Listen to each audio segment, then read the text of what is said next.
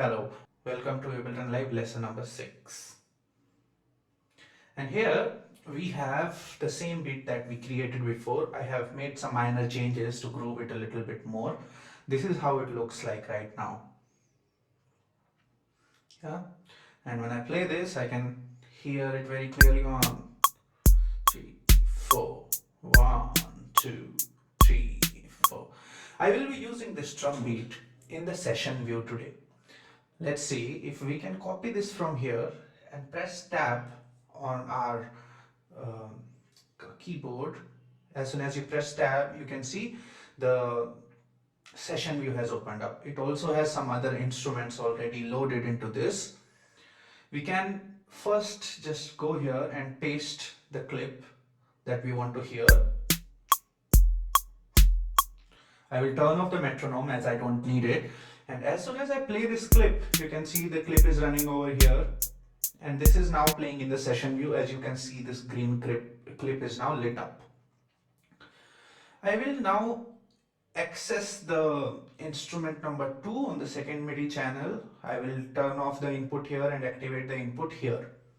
I will make sure that my MIDI keyboard is on and computer keyboard is selected because that is where I want to play. So to record this, I will just play a few chords that I know, and let's see if we can get a nice recording for a piano clip. 2, 3, 4.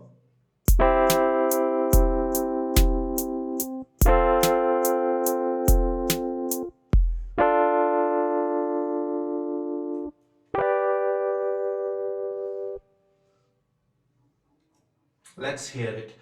You would have heard that my drum beat have stopped. That is just because I really need to select this clip and make sure that the loop button is on. This makes sure that clip starts to repeat after the length of the selected loop has completed. So let's play and listen to both the clips together. To listen to both the recorded clips together, you have to go to the extreme right side in the master channel. You can see there are what we call scenes in Ableton Live. If I click on the next button here, in this scene, it starts playing both the clips.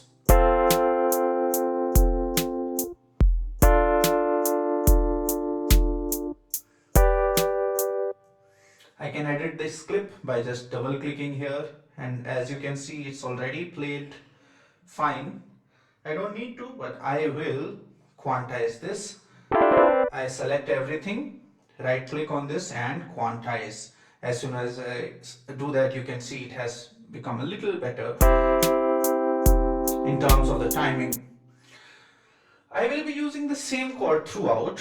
I also wanted to show you the quantize settings once more. I'm going to quantize it to quarter notes, or it will not reach the end of these bars. Let's see if we get it right. Each chord is 1 bar long now, lasting for 4 counts. 2, 3, 4, and 1, 2.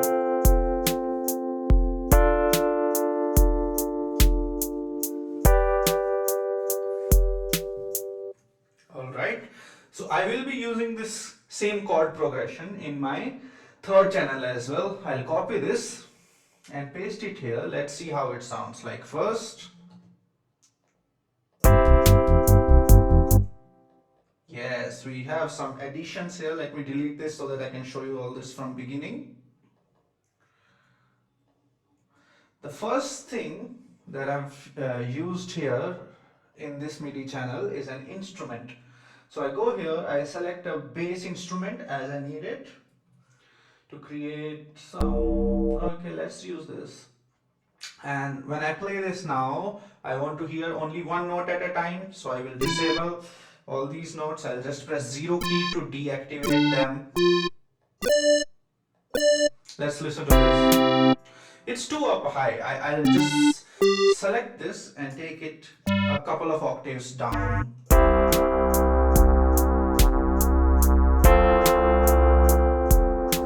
I will keep balancing the volume with these vertical faders, volume faders, as I need it. I usually keep the drum kit on full and balance the rest of the elements.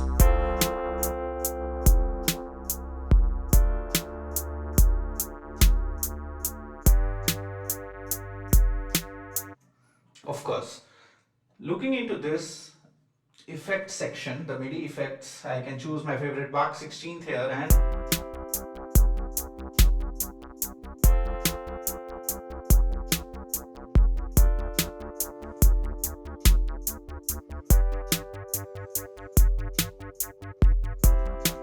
I will use another instrument to create a new melody in the fourth channel.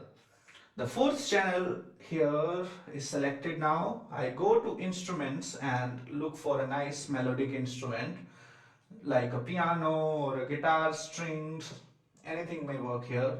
So let's see what do we have. No. Or let's say we take some collision instrument. Okay, let's use some bells. We will use these bells to create a nice melodic texture going through the chords. As we already have the computer keyboard activated, I will just disable the input on channel number 2 and activate the input on channel number 1. As I did that, I will make sure that it is ready to play everything that I want to. Activating this channel will make me hear it. Let's play and jam around a couple of bars and then record something that we like. For this, I will keep the recording button activated and I'll just play through. Whenever I'm ready to record it, I'll just hit the record button.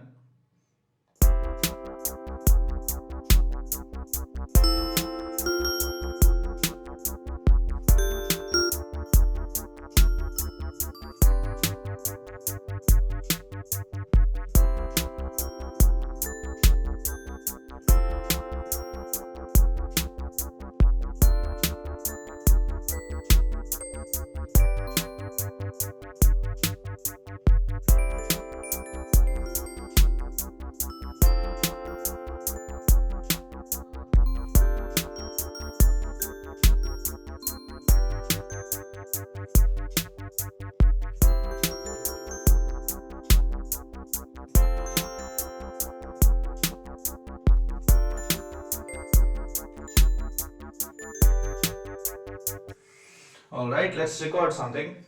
2, 3, 4.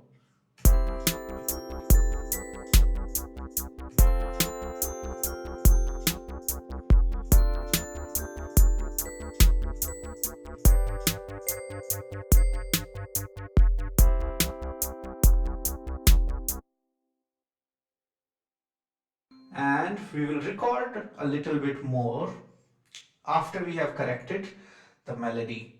So for this, I'll just go ahead and listen to it. It's a little too busy. I'll remove this.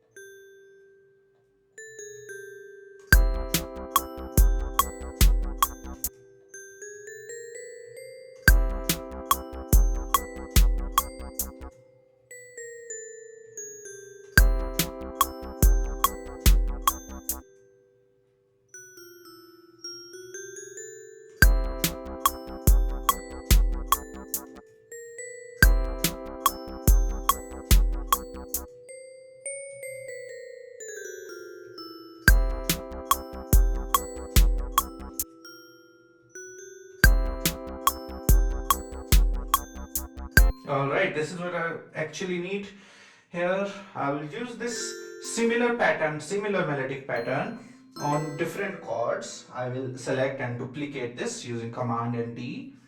And let's see if we can. I'll just take these notes.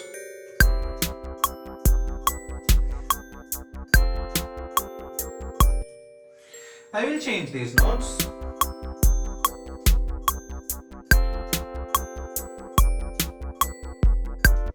Similarly, we go ahead, we'll use the same rhythmic pattern on the melody.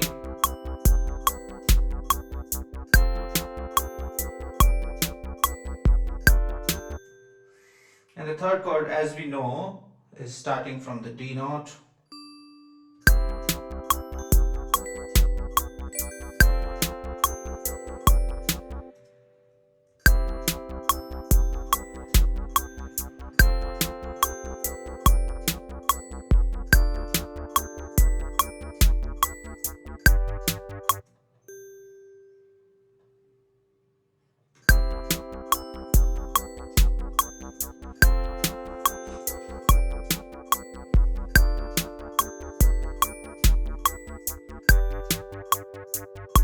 Okay, this works for now. We will use this melody as our main melody in the composition.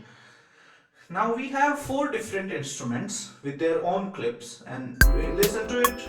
We can listen to all the instruments. I want you to go right click here and get a nice duplicate of this. Make sure you have 4 different sections. So we go and call this intro. The next one we are going to call verse. This is where your vocals usually start. The next one is going to be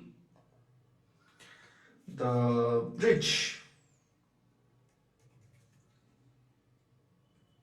And the last one is going to be chorus. In the intro, usually we don't hear a lot of busy drums. So I will just drop this drum clip for now, and we never usually hear a bass as well. So let us introduce the song with just the melody and the piano.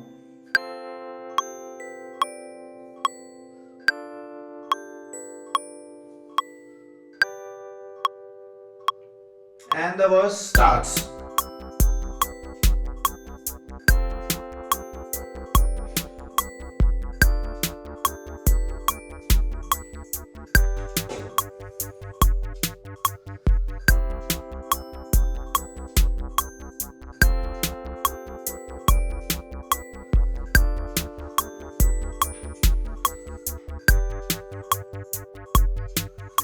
Of course, in the next section, we are going to primarily turn off the piano and let everything else continue as is, because we want to create a little punch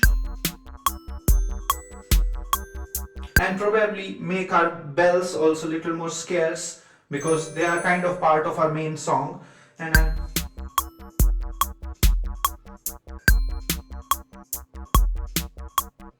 let's keep this shortened to this length, and we will be using this, okay? We will be using the key E to create our bridge. And let's see if we can make some changes into the piano as well later on to add some interesting things in the chorus. Let's see. But first, the changes in the drums. I want drums to be a little more interesting here, so I'll just go add some toms. Remove these hi-hats, add some cymbal maybe to have. I can also add an open hi-hat to create this kind of.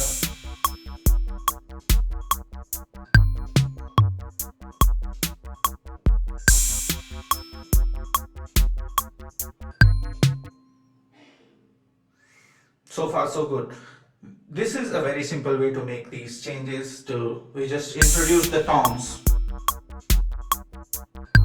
Also we can change the bass pattern, the kick pattern essentially along with the snare may help.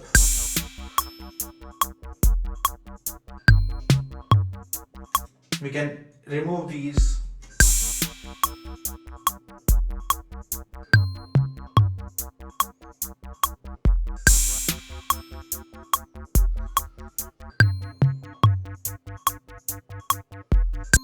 Right? In the next section, the chorus, we are bringing back all the elements, and in fact I usually add a nice pad sound here, but for now I want you to work with only 4 different sections. So let us see what we can structure in the final lesson, and we will try to make different songs and export them using these 4 different sections. These 4 sections are essential. We just created an 808 drum kit, piano, a little bass and a melody. We have created 4 different sections which are now called intro, verse, bridge and chorus. Let's use them.